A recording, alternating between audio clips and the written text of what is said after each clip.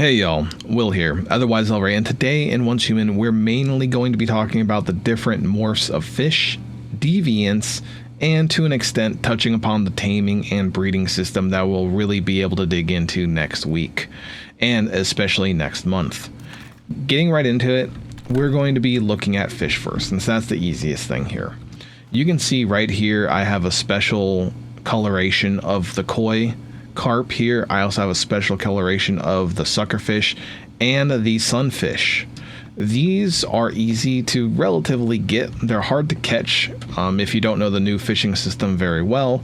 And as of the 15th, we're able to have multiple fish, up to 8 in a single fish tank. So that's a very cool system there. If you want to see something, we have in here a normal suckerfish right there.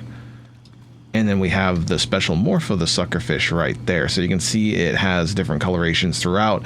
Same shape, but different colors. With these fish, when you do catch them, they're always going to be purple in color. As you see, I have the sunfish black rose, the suckerfish that's spotted, and then a Chinese character thing that I cannot read that's for the koi carp. So this is very important and nice to have for the collectors out there specifically. I am a huge collector in video games. It is something that I really enjoy. So for those who are also interested, that's something to look forward towards if you don't know about it yet.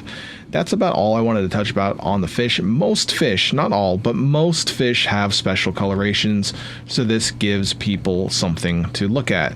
With now on to deviants, we see an extra dimensional cat, and it is not striped on the back like mostly all of them are. There are special morphs for a lot of deviants, and they come in many different colors. So speaking first just on the extra dimensional cat, we have the Good Fortune variant, which gives the characterization optimism, good fortune. It gains the max mood of plus 40% and also changes its appearance. If you are curious of which deviants have this happen, if you go to this Manibus or even Evolution's Call scenario, go to season info, hit that scenario features. Halfway through the unique characterizations, we have the following deviations may gain special abilities and change color when acquired. The Nutcracker, the Digby Boy, Grow Shroom, Extra Dimensional Cat, Butterfly's Emissary, Festering Gel, and Fetch-A-Lot Bunny. By far the easiest ones to get, in my opinion, will be the Digby Boy. My personal experience says otherwise, but I believe nonetheless it's going to be easier to get the Digby Boy because anyone can find silver nodes. We have the Grow Shroom, which I've gotten 2 different variants so far, and the Fetch-A-Lot Bunny, which is just very hard to find in general, and I believe next week it'll be a lot easier to farm these because there's only 2 trees in the server and a lot of people are going for them right now. Next on the list on difficulty will be the Extra Dimensional Cat, or this might even be the easiest because you just need to town hop between servers. We have the Festering Gel, which comes specifically from Ravenous Hunter. And then probably the hardest, in my opinion, will be the Butterfly's Emissary because of its low spawn respawn, and then also because everyone will be hunting the same area for it if you want to get a high level one. So, with that being said, let's go through them. We already talked about the cat. The Digby Boys, I know of 2 being confirmed. We have the Prismatic and also the Pure Gold variant. They're going to be in a little picture above me. You can see them. You probably already have. Those are confirmed. I have also heard an unconfirmed picture-based theory on a purple Digby Boy. If you know any information on things that I do not have, feel free to share it in the comments below. If you have a different extra dimensional cat, let me know with its name and especially if you can what it does. Same thing with the Digby Boys. We have some mushrooms here, which they're out right now. We have the extra large Grow Shroom, and then we have the Green Touch Grow Shroom. These are the 2 that I have found. Extra large, giving optimism, extra large, max mood plus 40, just like the cat did. Nothing too special there. And then we also have the Green Touch, which has Toxicologist. Green Touch, when exploring, it has a chance to bring back acid. I don't think it is when exploring. I think it's when gathering farming items. If it is when exploring, I've never seen this proc. I bet once I actually have a farm going that's worth something next phase, I will start getting acid from it. Currently, I think the two plot garden is not enough for the grow shroom to do anything, unfortunately. Next on the list, we have the festering gel that I have caught too. This is the Marine Star festering gel with Starry Sky, Marine Star. When synced, each reload gives you either a 5% weapon damage bonus or a 5% status damage bonus at random. Going with this, also, when you have them synchronized, like I do, they look different specifically when they're out. So for the Marine Star, we have the blue setup right there, and if we were to drop it, it will have a whole different look to it, and its eyes have little stars inside them as well. This is a very cool thing. We're going to have this with the Butterfly's Emissary being the other combat deviant that we have available to us, and it's just really neat to see for deviant collectors and collectors in general. So many things of the sort with different types of colorations, shinies, etc. for people to check off the list and collect to give them something else to do with the spare time they have between when phases start. The season system that we do have in Once Human, I very much do enjoy. Don't get me wrong. It is a very nice system, but there's a lot of downtime in between the phases, and I think a lot of us feel that. And having more and more things like this will give us more stuff to do and collect and have fun with while we're waiting for new content to get better, stronger, and more Star Chrome, essentially. The last thing I want to touch upon is in the patch notes as well. When they brought in the Taming update, you can see I have a couple bears from last season that are S rank. There's a male and female here, and also a S grade wolf. We're going to be able to breed these animals in one way or another, and they stated that we can either get special animals or special variants of animals. It was a little bit vague with what they stated, and if I can find it, I'll plop it up on the video, but I might not spend that time because I know it's just stuck in the depths. But this is also going to have more morphs for us to collect and mess with. Not only that, a lot of people don't understand that the 4 unlocks you notice on S ranks, these are randomized. So what you get at level 20 for tameness is not going to be the same every single time. Those are randomized, so that's a lot of RNG to get something very, very good. And in general, these animals also gained a 25% health bonus going into hard mode. So if you're kind of curious about hard mode in general, that's one thing you can look at, is that you have a 25% increased health difficulty on top of everything else. And speaking of hard mode, let me just talk about this a little bit, because this is really what I've been doing outside of all these tests and trying to find things. And let me tell you, farming up 5,000 silver ore yourself to get a special dignity and getting zilch is time consuming. Let me tell you, it's been pretty much all I've been doing recently.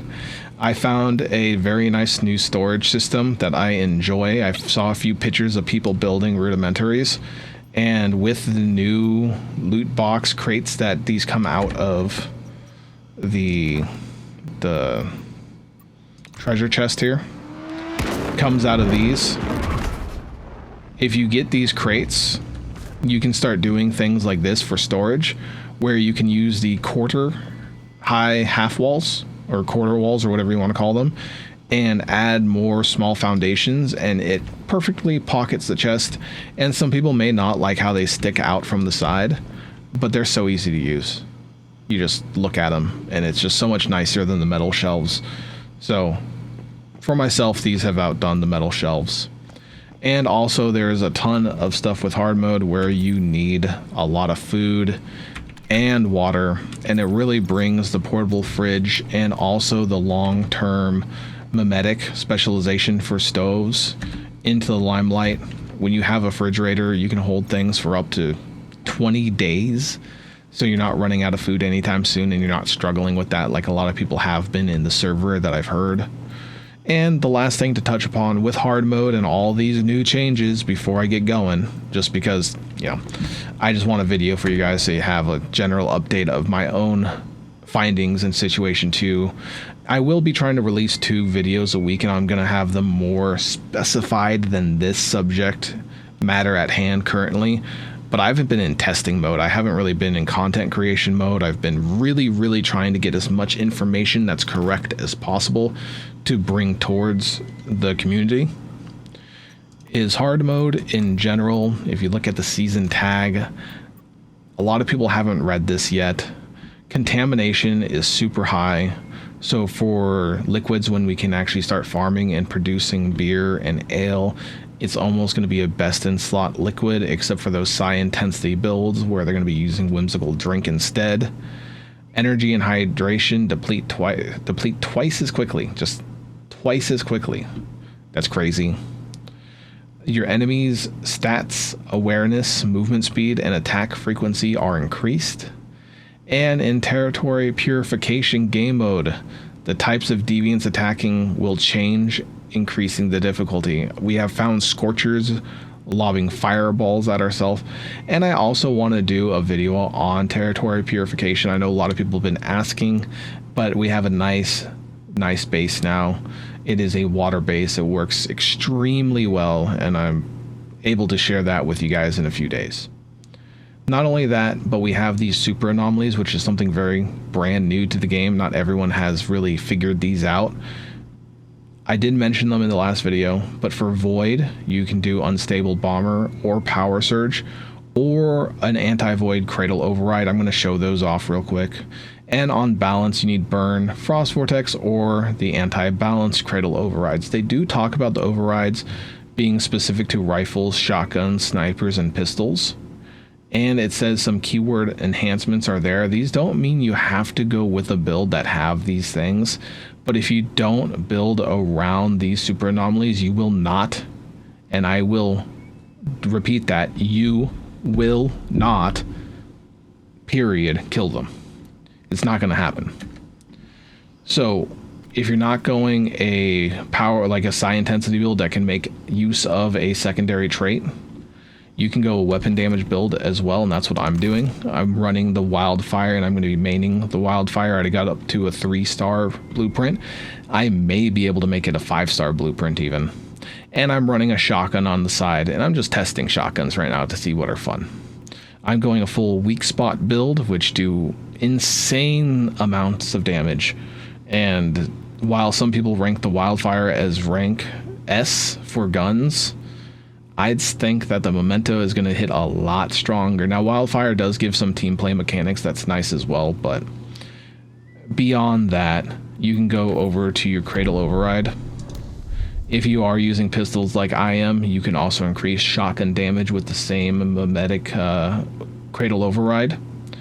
And then you can go Anti-Void Shotgun. So if you find a Void Shield, you shotgun it. And if you find a balance enemy, you pistol it. And since I'm going to be primarily sitting on my pistol, this works out just fine for me. And you can see that these now deal 100% damage to super anomalies. That's not a bonus, so you're doing 200%. That is going from 0% damage to 100% damage on super anomalies that are void type.